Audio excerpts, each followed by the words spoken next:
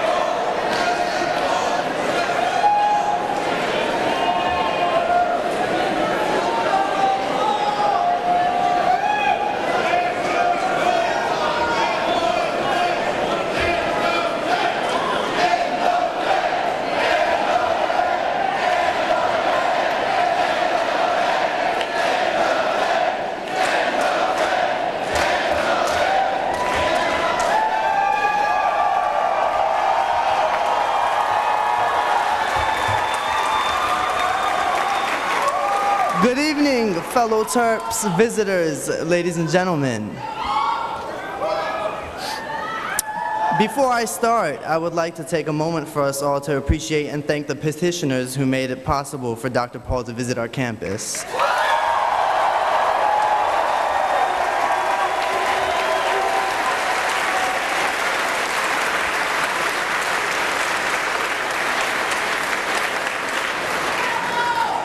Secondly, I would like for you all to put your hands together for the Youth for Paul chapter members and its administrators. Without them, this event would be impossible.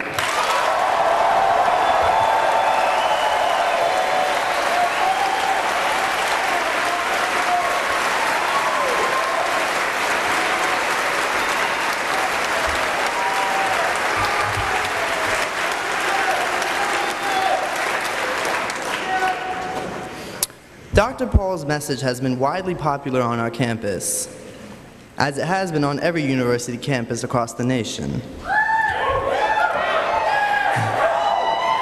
Youth for Paul members took note of the mainstream media's unwillingness to cover Dr. Paul's universally appealing platform as they took it upon themselves to spread the message.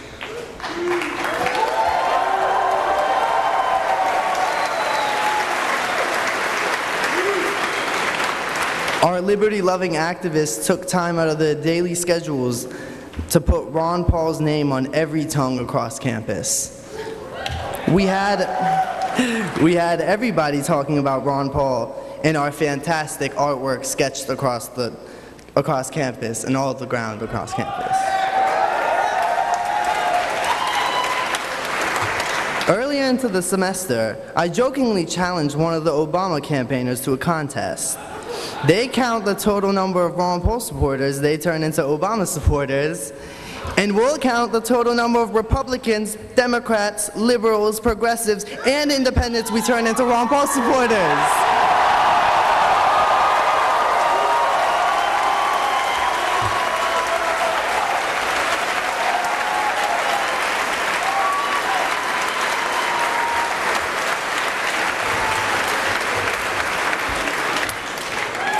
We are living in a time where trusting the government is considered patriotic. Dr. Paul says that patriotism is the willingness to stand up to your government when the government is wrong.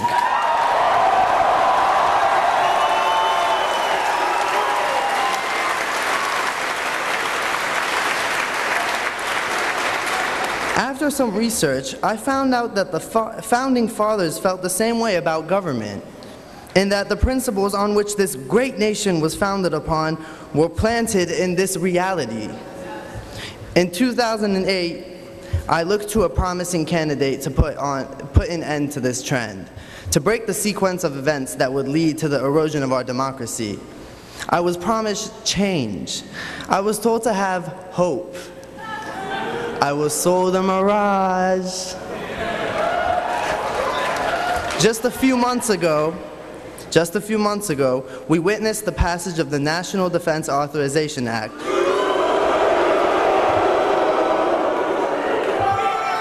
also known as the NDAA, giving the government the power to indefinitely detain Americans without charge or trial. Indeed.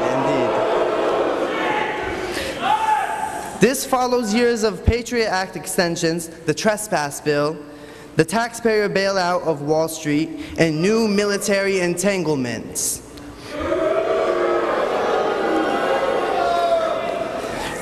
News of government activity at this stature and the people's silence is similar to an alarm clock that goes off and is constantly put on snooze. As you hear it more and don't wake immediately, you become desensitized to the sound and sleep through the alarm. Later waking up to realize that you have been asleep too long. So ladies and gentlemen, it is time that the people wake up. No more hitting snooze. It is time that we stand up and bring real change to the Oval Office.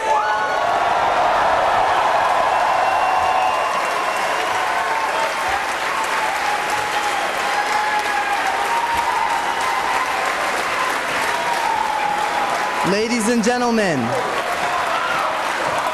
fellow Terps, tonight I give you hope. Tonight, I bring you a man that will create this change. A man that has not been bought out by Wall Street, the corporatists, or any special interest group on Capitol Hill. A man who has predicted the financial crisis of 2008 and has a real plan to balance the budget and cut $1 trillion.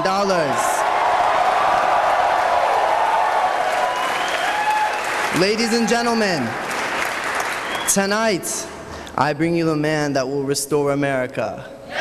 Tonight, I bring you Dr. Ron Paul, ladies and gentlemen. Dr. Ron Paul.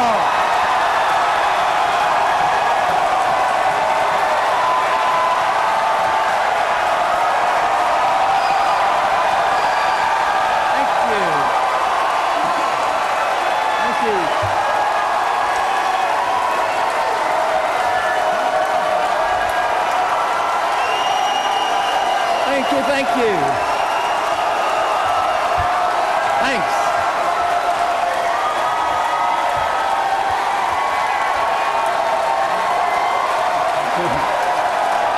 Thank you.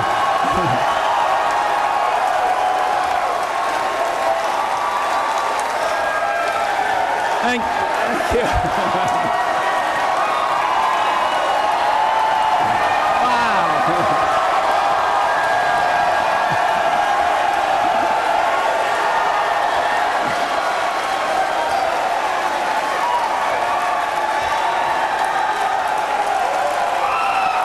Thank you.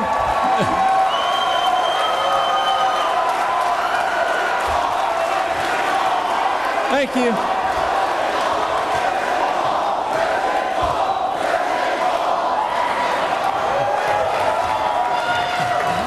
It sounds to me like freedom is popular in Maryland.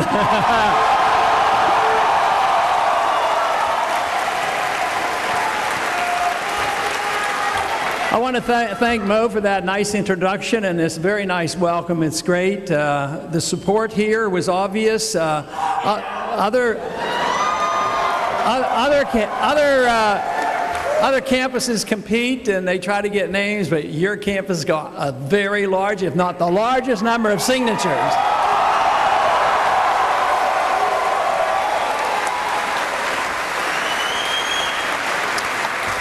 But also, not only is freedom popular, it sounds like the revolution has arrived at this campus, too.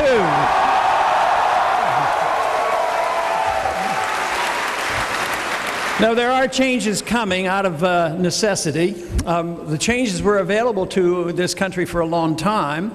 We did have one revolution a long time ago. I think they forgot about it. Quite frequently, when, as a matter of fact, it happened today, I was over at the office on the Hill, and some young people came in, as they do, and there were 6 of them. I handed each out a copy of the Constitution. I signed it, and I said, at least I know you're going to read it. You might as well read it. Nobody reads it over here on the Hill.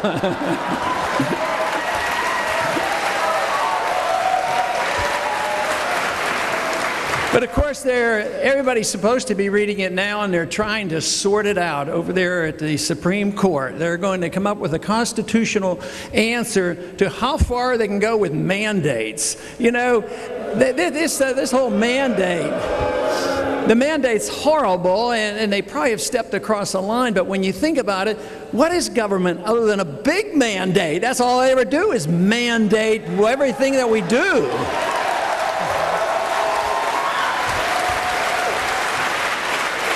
You know, the big issue in the health care, they've gone a little bit too far, and the people finally got annoyed and found that all it was going to do is increase expenses and decrease the quality of care. But the big thing to talk about is what can you do under the Interstate Commerce Clause?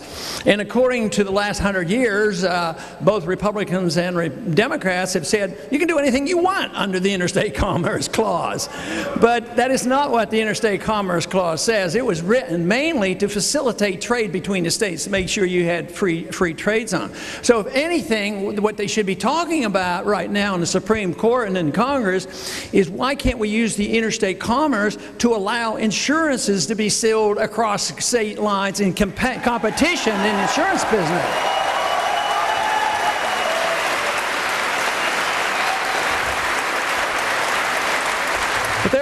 There's been a lot of mandates that I've complained about. No matter what they do, every regulation, every law has a threat. If you don't obey it, you're either going to get fined a lot of money or put in prison. But what about the ultimate mandate? And it's still on the books, although it's not being enforced right now. It's still on the books that when you're 18, you have to sign up for selective service, which means they believe that they own you and that they can use you and they can put you in the military if they want to. Now that is one mandate that we should look at carefully and get rid of, because you can't live in a free society if you have a mandate that can conscript young people to fight undeclared, unwinnable wars around the world.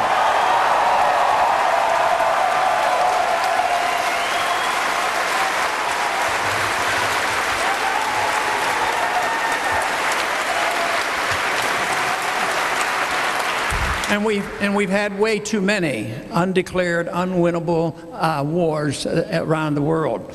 We now have accepted a principle established with the last administration. As bad as this one is, the last one didn't do exactly a great job either. But they invented this term, and they said, oh, it's okay now to have preemptive war.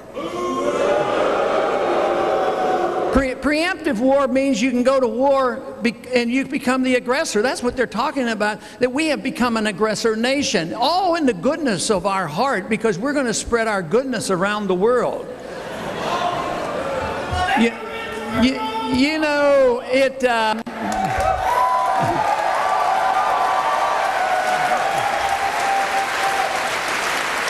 there has been something exceptional about America. We've had a great country, had a great economy, largest middle class ever, the wealthiest country. We don't have it now. Middle class is shrinking, standard of living is going down, and we're engulfed in debt. So the exceptionalism that we once had is no longer with us. But the idea that you can spread exceptionalism through force is completely wrong. What can we do? We go around, we say we're exceptional, we have good values. So we go to other countries and we say, well, this is what we want you to do. And if you do it, we'll prop up your dictator and we'll send you a lot of money. But if you don't do what we do, we're going to kill you and bomb you. Now, why shouldn't we have a third option? Why shouldn't we say, why don't we just mind our own business?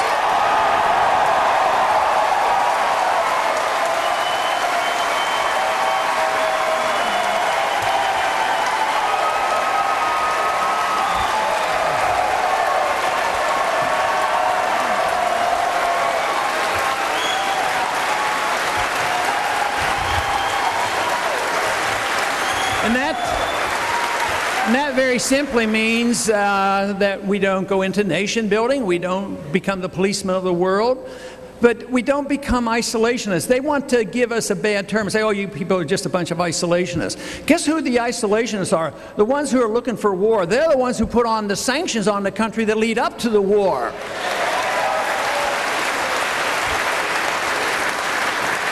I've argued the case that at the height of the Cold War, I was drafted in 1962 during the missile crisis in Cuba.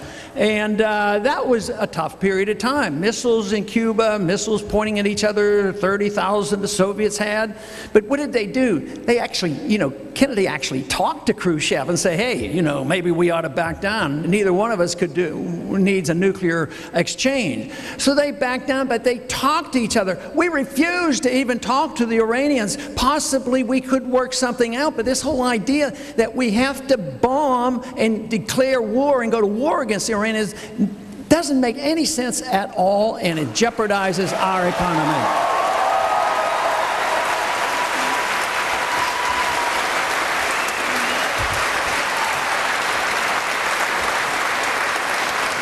I used to mention a lot about this choice. One, we give them a lot of money. The other one, we send them bombs. But in Pakistan, actually, there's a third option that we've looked at. We are allies, so to speak, with the Pakistani government, and we give them a lot of money, billions of dollars. At the same time, we're dropping missiles and bombs on them continuously. So we do both to them. So it's time that we just look for this other option, and that is getting along with people in a lot different way. Just think of how much better things are with Vietnam. During the 60s, when I was in the service, we had the Vietnam War going on. What a tragedy. 60,000 Americans killed. The French had been there 10 years. We were there another 10 years. 1 million Vietnamese died. So we lose the war, we leave, and the reason we were there was to stop the domino effect of communism. Well, where are the communists now? It's a failed system. The Soviet system collapsed. The Chinese have become our bankers, and we trade with Vietnam.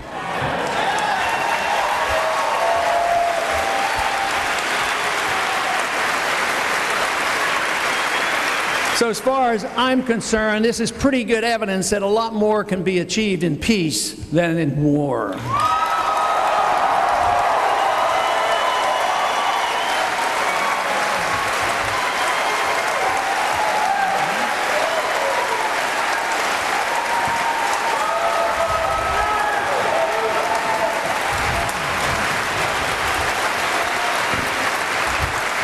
Now, the great debate that goes on generally in Washington, as it is in the medical care, what is the degree that the government should be involved? But in foreign policy, this is the same thing. There's a big debate going on. But if they don't change policy, they say, which country should we invade next? And just pick and choose. But they endorse this whole concept of interventionism. But the whole idea of trying to write us off as being isolationists, I think it's time, now that the Cold War is over, don't you think it's about time we started trading with Cuba and traveling back and forth to Cuba?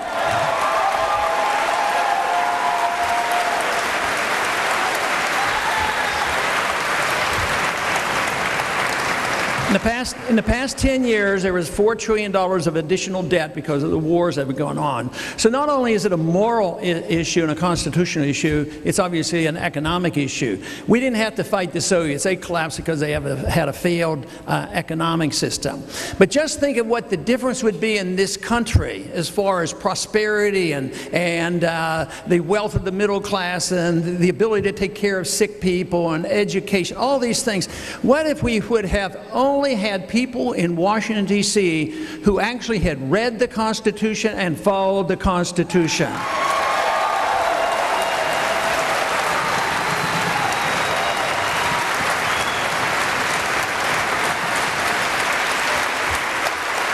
You know, Article 1, Section 8 is not too difficult to read and understand, and it's very precise on how we go to war and who makes the decision.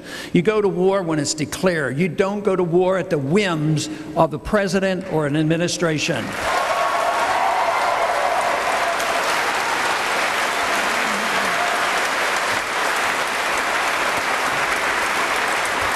The war is declared, and that is by the people going through their representatives.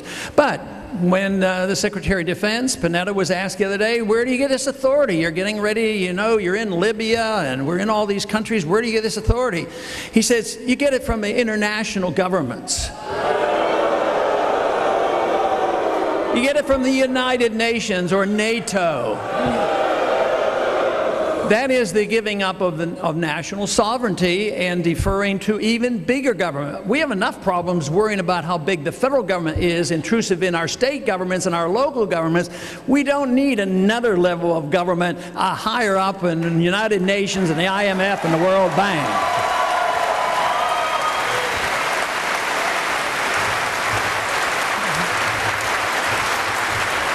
Now, one of my, meager proposals for the budget in the first year is to cut $1 trillion. You know that.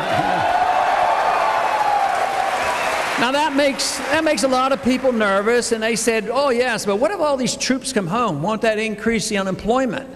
And cutting this money, I said, no, if you cut $1 trillion out of the budget and you bring your troops home, guess what? That money gets spent here, at home. It doesn't get spent overseas.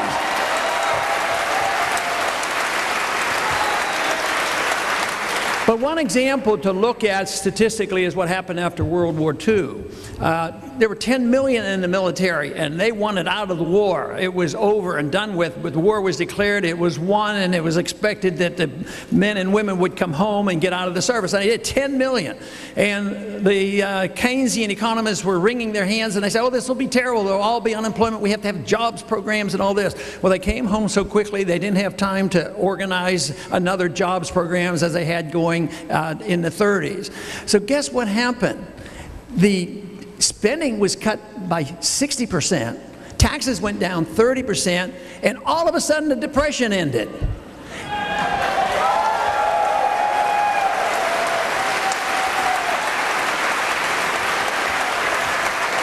So one of the myths that we have heard for so long, and we still hear it at times, is that if you have a recession and you foolishly turn it into a depression that we seem to be working on right now, that the ultimate way you get out of depressions is you have a war. And their argument is, well, everybody's employed. Sure, everybody's employed, but they're getting shot at and they're getting killed. That's a heck of a way to cut down your unemployment rate. What you need to have full employment is to get the government off our backs and out of our wallets and out of our lives and let the market work.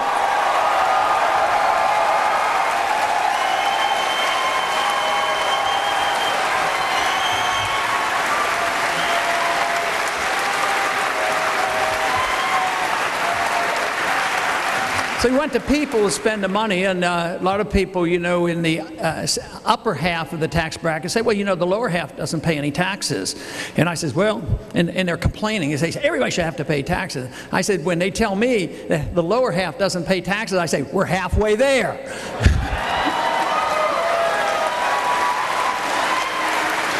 But the poor, it is not fair to write it off and say, well, the poor don't pay tax and all they do is live off the other taxpayers. Because they pay the payroll tax, which gets moved around under this current recession, but they pay the inflation tax. Some people suffer a lot more from inflation than others. If you're in the middle class or low middle income and you don't go on welfare and you try to work and take care of yourself, or you're on a fixed income or receiving Social Security, guess what? The government tells you your standard of living isn't going down, but that is not true. Your standard of living is going down because you're paying the tax which comes through the printing of money for financing all these debts.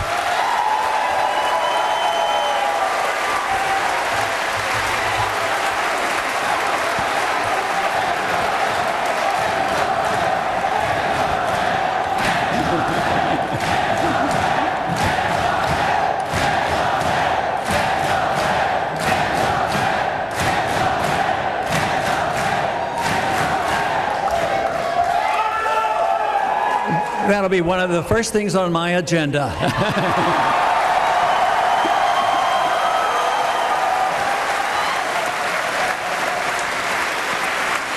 Yeah, we have a ways to go, but there has been some pretty good achievements. In this campaign, and to a degree in the last campaign, we've actually had the people thinking about and talking about and understanding a lot better about the Federal Reserve System. After 100 years, now the Fed is being exposed.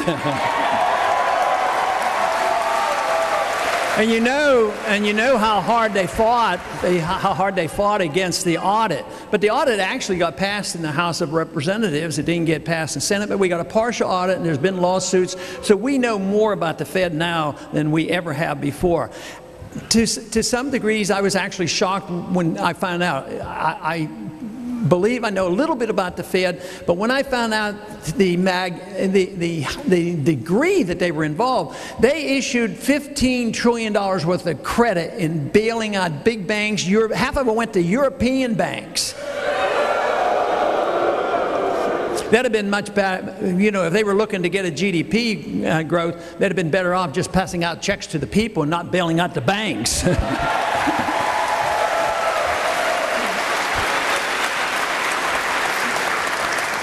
But the Federal Reserve is a facilitator. It facilitates the growth of big government. They brag that we are the lender of last resort. We're to maintain the value of the currency, and we are to maintain low unemployment. Well, they've been not doing too great a job. The unemployment rate, when you measure everybody, and free market economists say it's 22%, and a lot of people actually believe that, so it's much higher than they tell us. Inflation rates are higher than they tell us. They say it's 2%, and everybody knows they're much higher.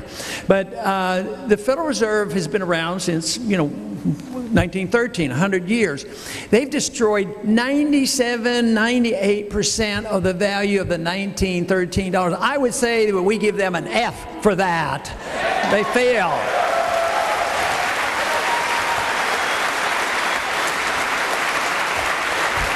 But there's a lot of reasons to oppose the Federal Reserve. First, in a moral sense, it's immoral to counterfeit money, and they're the big counterfeiters.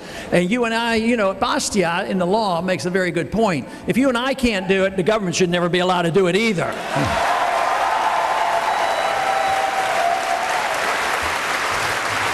So, if you can't redistribute wealth by using your neighbor's money against their wishes, the government shouldn't be able to do that either. So, but the Federal Reserve actually does duplicate monetary units and does not increase wealth. It increases some people's wealth, but if you had all things even except the increase in the supply of money and credit, the inflation of the monetary system, with the destruction of the value of the money, there is a transfer of wealth. Basically, it's from the middle class to the wealthy.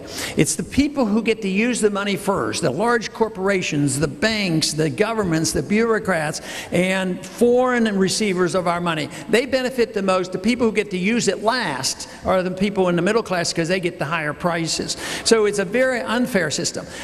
Economically, it's a disaster because they are responsible for the business cycle. They create artificially low interest rates. They pump money into certain areas, and it's amplified by the Congress. Housing bubble is the best example of this. Excessive credit. People thinking there's a lot of savings, they build too many houses, and then we have these programs that said you must give loans to people who don't qualify, and boy, it looks like it's a golden dream because they give people houses that wouldn't have qualified otherwise, then the value of the house goes up, and they borrow against it. It looks like a cash cow. Yeah, until somebody recognizes, as many economists have, and something I had talked about, and that is, it leads to a bubble. Bubbles don't last. Bubbles burst, and then you suffer the consequences, and that is what happened.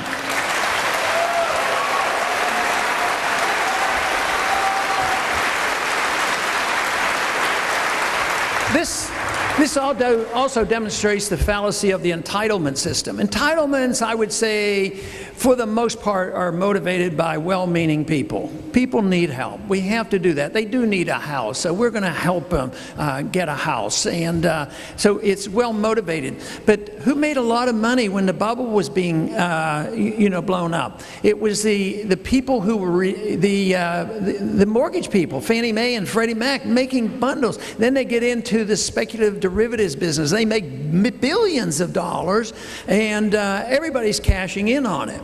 But then when the predictable bubble bursts, guess what? Who got the bailout? The people we were claiming we were helping, give poor people houses, well, they were the first ones to lose their job, and they lost their house. And who got the bailout? The people who had been making the money all along. And it's all orchestrated through the Federal Reserve System because they serve special interests. That's why we have to take a quick look at the Federal Reserve.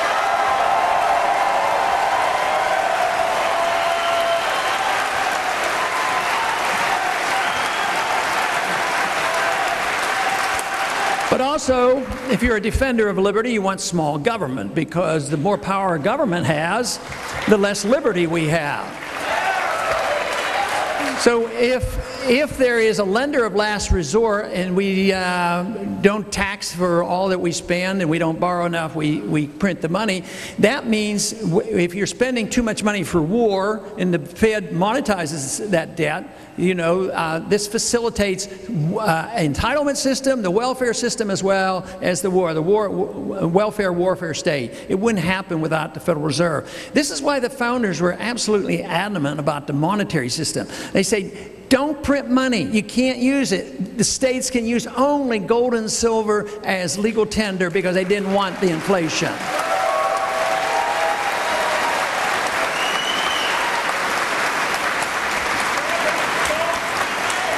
But I believe our goal should be, in all political action, in all our personal lives as well, that our goal should be to enhance liberty. That should be what we're all about.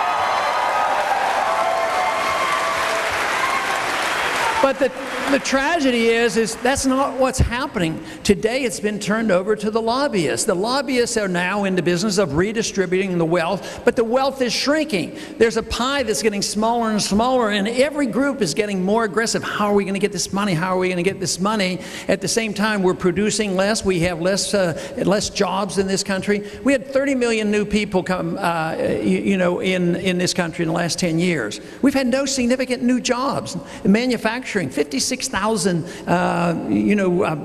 business jobs, manufacturing businesses, not just jobs, went overseas. So this cannot be maintained. We are reaching a point where something has to give. It'll be financial, it'll be monetary, it's going to be inflationary, it's going to be the American people sick and tired of the attack on our personal liberties and invasion of our privacy. But this will end because it can't continue. If the world can keep taking our dollars and financing this debt as they are currently doing, theoretically then none of us would ever have to work again because we'll just print the money.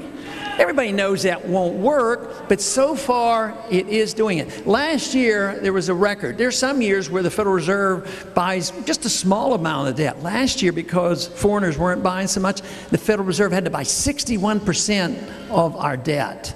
And they're still, by doing that, they've been able to keep the interest rates artificially low and thinking that they can get these bubbles forming again, but they cannot. So it is going to be something that your generation, this generation, has to meet up with. I've often said, but I don't say it anymore, that we can't run up these debts because we're passing them on to the next generation. That is not true. We pass them on to this generation, and we have to face the fact that this debt is overwhelming, and we have to shrink the size of government and cut the spending.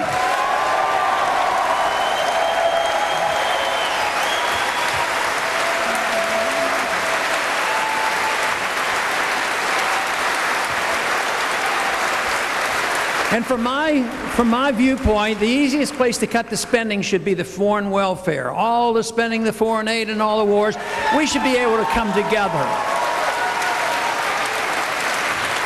And I can't give you too much encouragement to say, well, the typical conservative Republican is going to do the job, because they like that overseas spending. So it has to be a coalition of those on the right who believe in limited spending and are willing to cut the military spending, as well as people from the left. Bring people together and get together and change this foreign policy and change the spending overseas.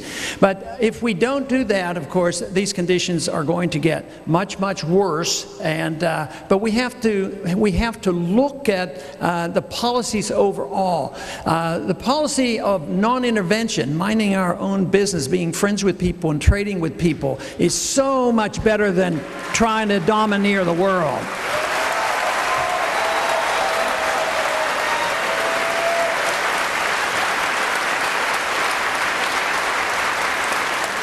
But coming together should not be that difficult when you think about what freedom is all about. I am so convinced that this is the right track to take, is that freedom should bring us together. People have diverse lifestyles and they spend their money differently. But if you understand freedom and understand where this comes from, it comes in a natural or a God-given way that we get our lives and our liberties, not from our government. And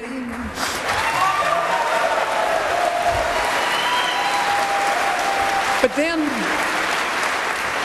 what we want to honor and respect is the individual. That is freedom, because it's your life. You own your own life, and therefore you should own what you earn. You know, if you have right to your life and your liberty, you ought to have the right to keep the fruits of your labor.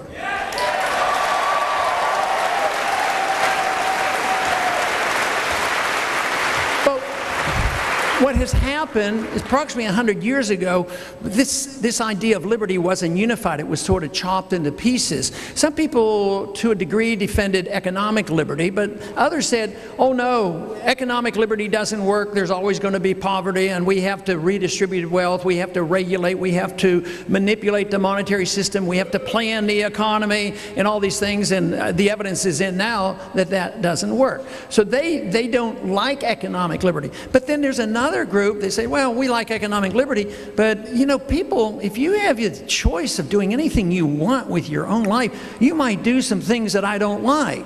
Well, guess what? If you want to live, as I do, and I'm sure you do, live in a free society, one thing you have to accept is tolerance on how other people spend their money and run their own lives.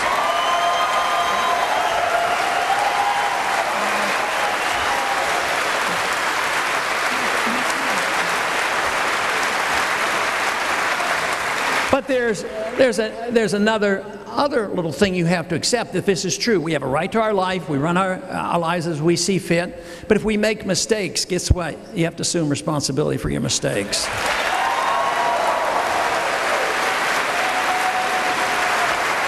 And the main reason why it doesn't work to turn these responsibilities over to the government is the government are politicians and bureaucrats. Now, the first thing is they don't know what's best for you. They think they do, but they don't know what's best for you. This would be equivalent to having a state religion. Religion is pretty important. For most people in this country, religion is important, and our spiritual life is important. But we never for a minute assume that, oh, government, you know, they know what's best for us, so they should tell us what we should do with our spiritual life and our religious values. We don't accept that.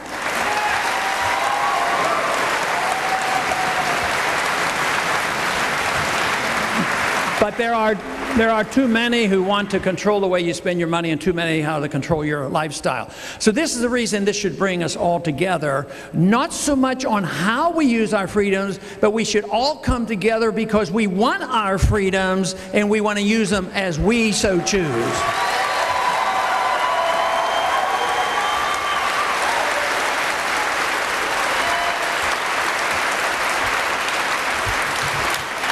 Big government obviously represents intrusion into our personal lives, and that is something that is becoming a very, very serious crisis in this country today. When you look at what's happening, it's been bad, it's been gradual over the many years, because the financial privacy has been invaded a long time ago. Essentially, you don't have much privacy left, if any at all. And But you know, if you get to the point where you feel like, well, what can we do about it? Well, think about what we all have done, because I'm sure many of you participated in Stop Online Privacy Act. That got stopped.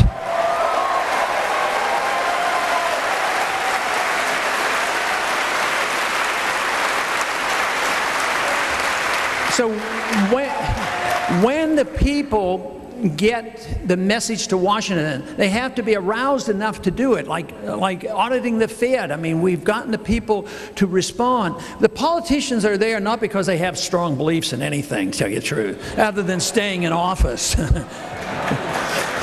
So what they need to know is what you want from them in order for them to stay in office. If not, they need to leave that office if they don't come our way.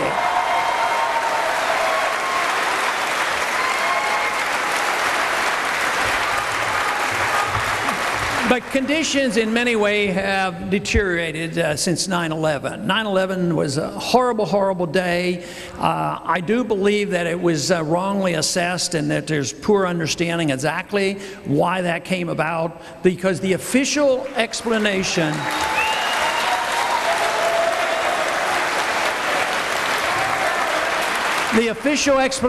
is that foreigners came here for because they were religious radicals, and they attacked us because we were free and prosperous. I don't buy that. I don't buy into that.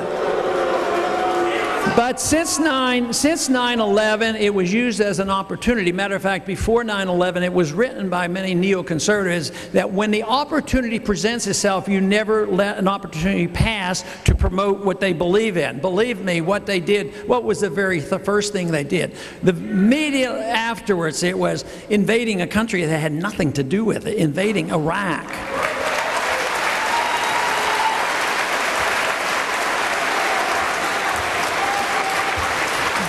There were supposed to be weapons of mass destruction, the Al-Qaeda there. None of that was true. And just think of the loss of life and the money cost and all that's going on. Guess what? The Al-Qaeda is there now. So it's a failed policy. But when you look at the country that now we hear stories, and probably pretty good evidence who financed it, and also 15 out of the 19 came from there, and they also have radical government there that we prop up. That's Saudi Arabia. You know, that is completely, they're protected at the same time because somebody in Iraq decides that they might want to use something other than the dollar and they won't do our bidding. They have to be disposed of. So this 9/11 was just used as the excuse. The other thing that happened after that, within days, there was a bill brought back up because it had been floating around, and that was called, it was misnamed, of course, it was called the Patriot Act. So along with the Federal Reserve, we'll be repealing the Patriot Act as well.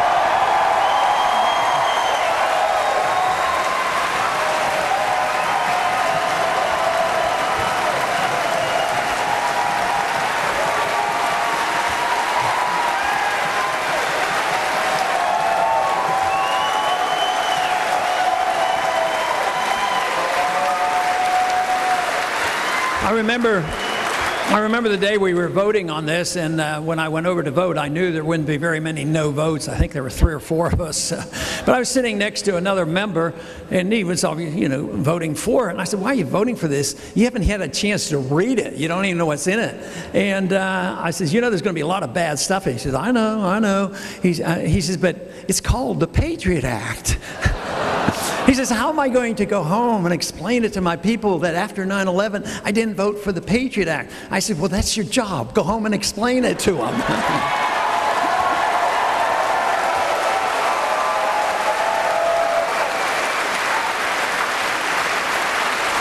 But you can be assured, if you hear the name of a bill in Congress, the bill is going to do exactly opposite of what it said. Now, just think of the advantage we would have had if they'd have put the name on the bill that said and call it repeal the Fourth Amendment Act. Maybe there would have been a few that might not have voted for it. So when we introduced the legislation to get rid of the Patriot Act, we won't call it repeal the Patriot Act, we'll call it restore the Fourth Amendment Act.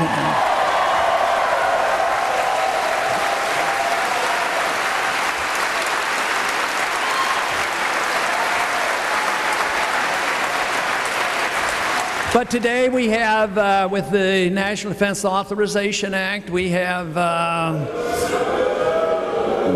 the military now able to arrest American citizens. I mean, it goes on and on. So, and who gets to write the search warrants? The people who are marching into our houses, the FBI and the CIA and the military will be writing their own search warrants.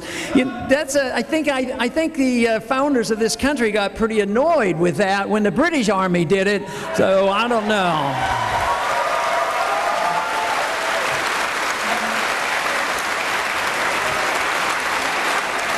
But we've gone a long way from the principles that we've held dear.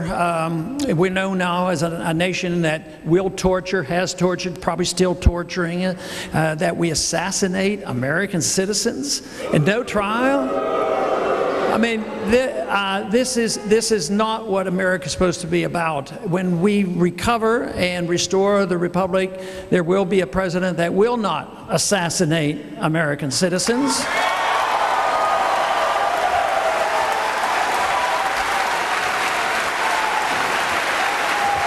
Will not stop preemptive war, will not go to war without a declaration.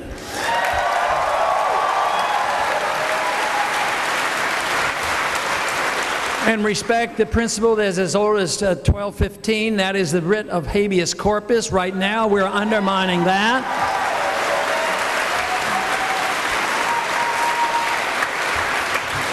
Personal liberty in a very important way hits us every day. I mean, today, if you want to go out and buy a light bulb, and you particularly want to pick your light bulb, you don't have a choice. There's a mandate we ought to talk about as well, you know. But it's endless on what we can do and can't do. They spend a lot of time deciding who has to pay for birth control pills, you know, and whether they can put a mandate on the insurance company. You will pay for the birth control pills. No, you won't pay for it. I mean, we're getting way off on tangents on what we should be really talking about.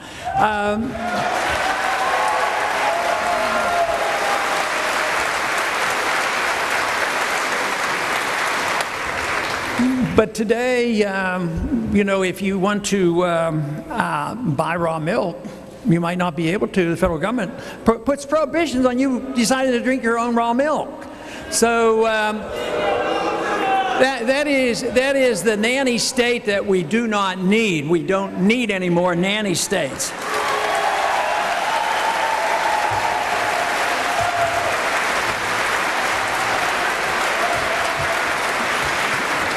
You know, I mentioned about the Interstate Commerce Clause, how it's being abused with medical care, but the abuse has been around for so long. Just think as early as 1942, that was when the courts ruled that it would be perfectly all right to prohibit you, if you lived on a farm, to raise wheat to make your own bread.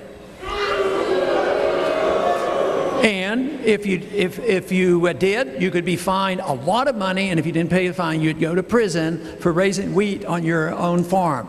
So this is the kind of thing. It's been incremental. The incrementalism is what we have failed to recognize. But I think the increments have been so great, and they've been expanding so rapidly, and the economy is weak. A lot of people are waking up, and I think the younger generation is certainly waking up to what's going on.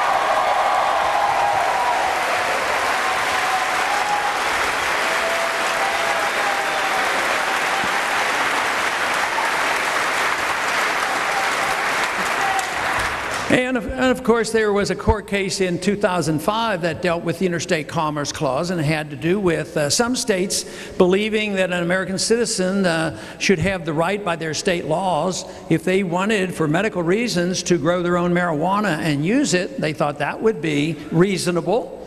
But the federal...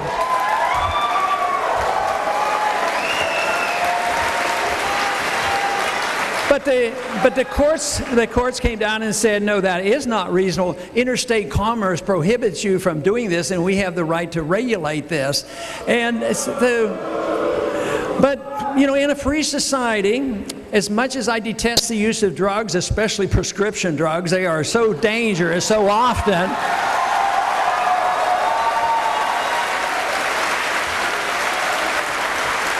But if you have a right to decide about your eternity with your spiritual matters, and a right to read even sinister plots like communism and socialism, I think you ought to have a right to put into your own body whatever you want.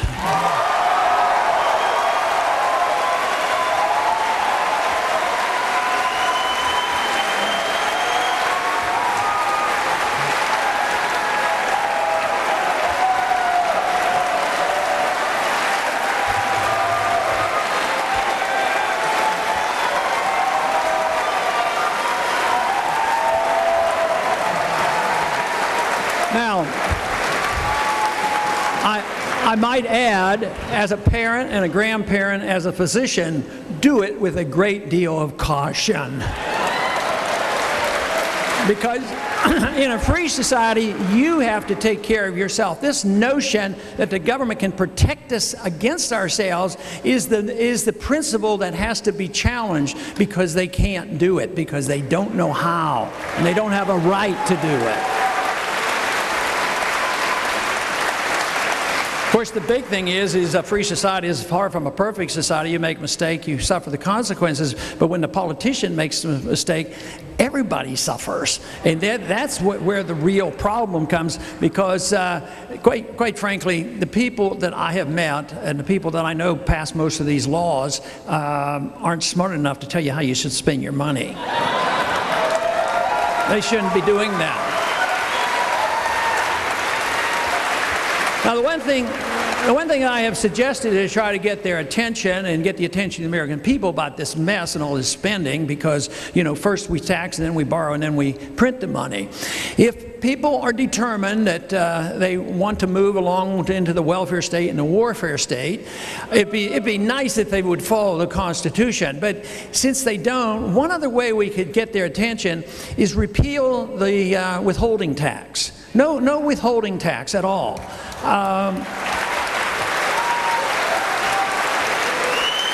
The point being that, you know, we shouldn't be, as employers, we shouldn't be forced to be the tax collector. We shouldn't be forced to testify against ourselves. There's a lot of good reasons not to have that happen. But if you didn't change anything else except this and said, okay, every one of us has to send a check to the government to pay all the bills that are due every single month, believe me, this thing would come crashing down real fast. It wouldn't happen. People wouldn't put up with it.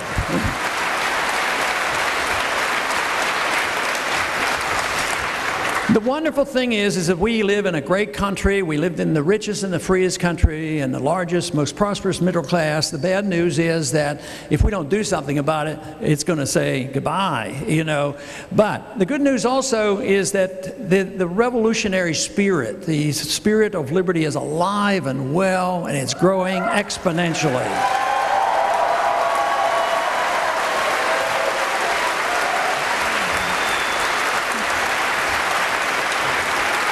Frequently they'll tell us when you talk in these terms, and frequently they'll accuse me of saying, oh, you just want to go back to the dark ages. You want to go back to the gold standard, you know, commodity money, honest money. Why would you ever want to do that? Back to the old days of the Constitution. But guess what? Those who oppose us want us to go back to the old days of tyranny. Tyranny is a lot older than freedom.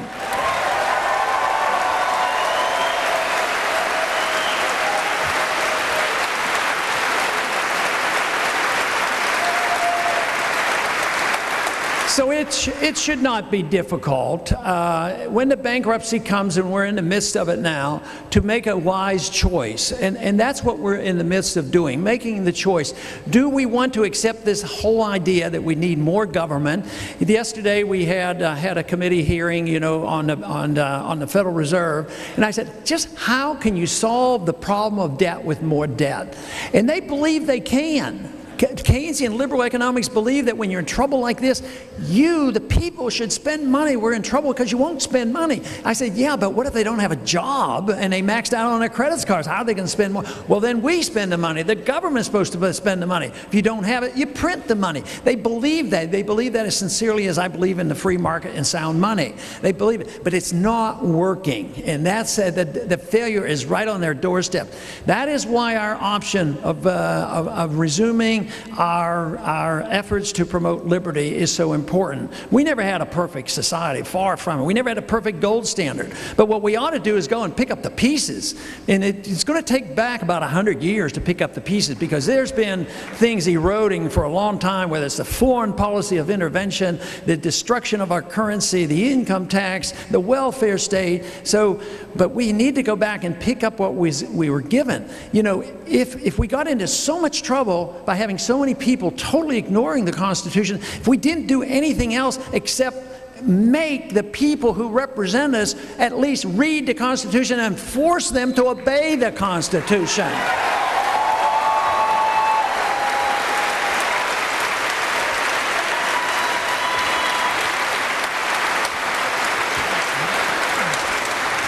It has been said, Benjamin Franklin said, those who expect to reap the benefits of liberty must, like men, undergo the fatigue of supporting it. It's going to take a little bit of fatigue. But I don't like to use the word sacrifice. I don't believe that you have to sacrifice. I mean, there can be some tough times for some people. But if we wouldn't have bailed out, the banks would have had a tough time, and they'd have had the depression instead of the people. If we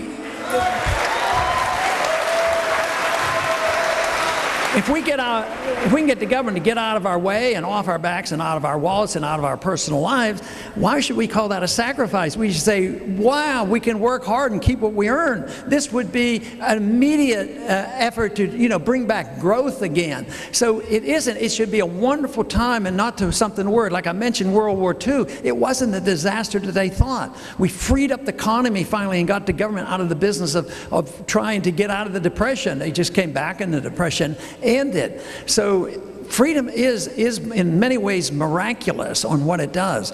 But to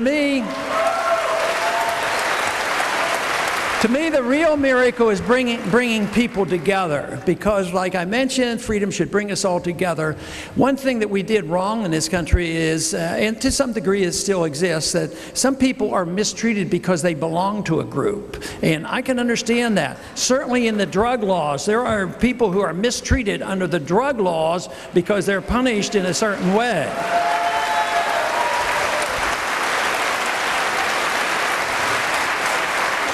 But in the same breath, people shouldn't get special privileges because they belong to a group either. We have to see ourselves as individuals who are born with our right to our life and our liberty, and that we have a right of ownership, and that we should all come together for the same reason. That should bring us all together. It should bring us together when we need to cut back on our spending. We should agree that we don't need to be policemen of the world. We should agree that the endless entitlement system doesn't work.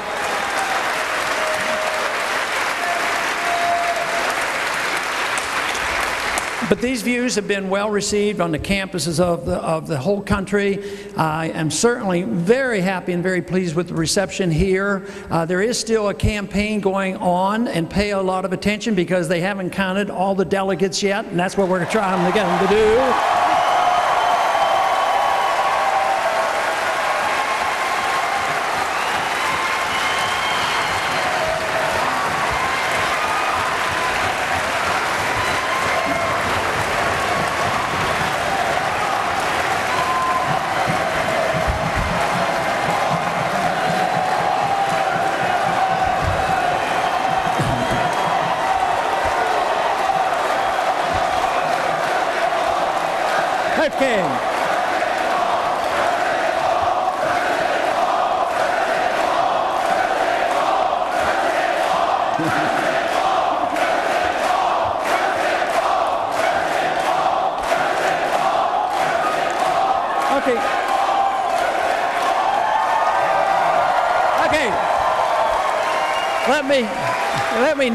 Let me now close by saying, an idea whose time has come cannot be stopped, and this idea, the time has come, and we will march on. Sometimes they can interfere and slow us up and deal with candidates, but ideas are different. And that is what's happening. That is what I see, and I'm experiencing, I'm seeing it across the country. So be encouraged and have fun doing this, because to be despondent is being negative about freedom, and freedom is popular. Get out there and spread the message. It's in our own best interest. Thank you very much.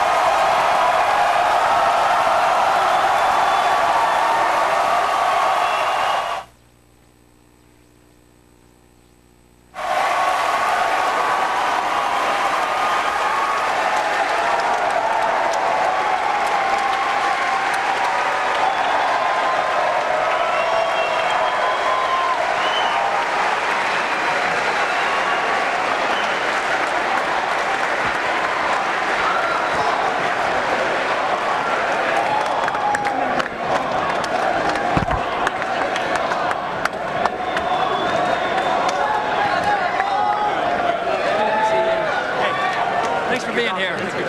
Thank you. Appreciate you coming out. Thank you so much for coming, Dr. Paul. Oh, good. You're an inspiration. Love you, President Paul. Hey, thank you. Good to see you. Nice to see you out here. You saw my guys? I know.